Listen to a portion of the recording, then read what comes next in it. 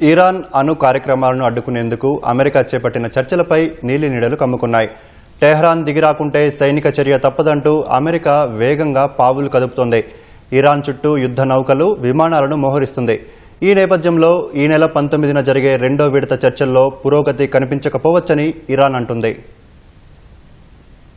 ఓవైపు ఇరాన్తో అణుచర్చలు మొదలుపెట్టిన అమెరికా మరోవైపు మెల్లగా టెహరాన్పై ఒత్తిడి పెంచే వ్యూహం అనుసరిస్తోంది. అణు ఒప్పందానికి ఇరాన్ ముందుకు రాకుంటే సైనిక దాడికి వెనుకాడబోమని ట్రంప్ హెచ్చరించిన క్రమంలో తన అత్యాధునిక ఆయుధాలను ఇరాన్ చుట్టూ అమెరికా మోహరిస్తోంది. వాస్తవానికి అణుచర్చలు మొదలు కావడానికి ముందే అమెరికా తన రెండో aircraft carrier USS Carl Vinson ను ఈ ప్రాంతం వైపు నడిపించడం మొదలుపెట్టింది. క్యారియర్ స్ట్రైక్ గ్రూప్ లోని పటాలం మొత్తం అరేబియా సముద్రం దిశగా ప్రయాణం మొదలుపెట్టాయి. అప్పటికే ఈ ప్రాంతంలో ఉన్న aircraft carrier USS Harry S Truman ను అమెరికా హూతీలపై దాడులకు ఉపయోగిస్తోంది.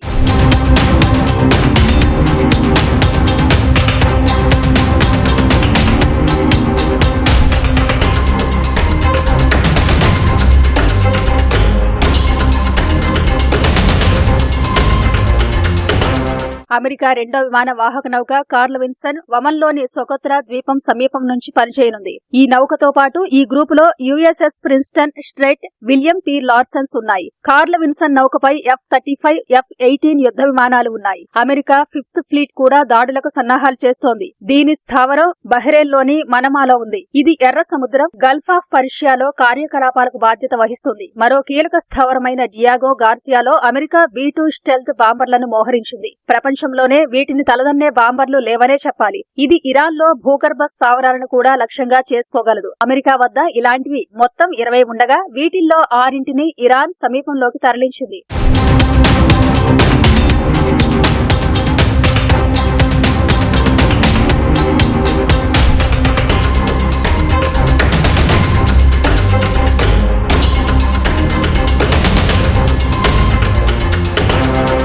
ఇరాన్, అమెరికా మధ్య తొలి విడత చర్చలు వమన్లో జరిగాయి. అమెరికా ప్రతినిధిగా స్టీవ్ విట్కాఫ్ పాల్గొన్నారు. ఈ చర్చలు నిర్మాణాత్మకంగా జరగడం సహా ఫలవంతం అయ్యాయని ఆయన పేర్కొన్నారు. ఇరు దేశాల తొలి భేటీ తర్వాత రాడికలైజేషన్ అయిన దేశాల వద్ద అణుబాంబులు ఉండకుండా చేయడమే లక్ష్యమని ట్రంప్ తెలిపారు. అయితే ఇరాన్ పై సైనిక చర్య అవకాశాలను మాత్రం కొట్టిపారేయలేదు. అమెరికా, ఇరాన్ మధ్య రెండో విడత చర్చలు ఈ నెల 19న జరగాల్సి ఉండగా వేదిక ఇంకా ఖరారు కాలేదు. అమెరికా రెండో ఎయిర్ క్రాఫ్ట్ క్యారియర్ ను మోహరించిన తర్వాత అణు చర్చల్లో పురోగతి లభిస్తుందనే నమ్మకం సన్నగిల్లుతోందని ఇరాన్ సుప్రీం లీడర్ ఖమేనీ తెలిపారు. అమెరికాతో చర్చల విషయంలో పూర్తి ఆశావహం లేదా నిరాశగా ఉండాల్సిన అవసరం లేదని పేర్కొన్నారు. చర్చల్లో ఫలితం రావచ్చు, రాకపోవచ్చని తెలిపిన ఖమేనీ ఇరాన్ శక్తి సామర్థ్యాల పట్ల విశ్వాసం ఉంచాలని సూచించారు. ఇరాన్ అణు కార్యక్రమాలను నియంత్రించేందుకు 2015 జులైలో ఆ దేశంతో Britain, China, France, Germany, Russia, America ఒప్పందం కుదుర్చుకున్నాయి. అణు కార్యక్రమాలను నిలిపివేస్తే ఇరాన్ పై విధించిన ఆంక్షలను తగ్గించేలా ఒప్పందం ఖరారైంది. అయితే 2018లో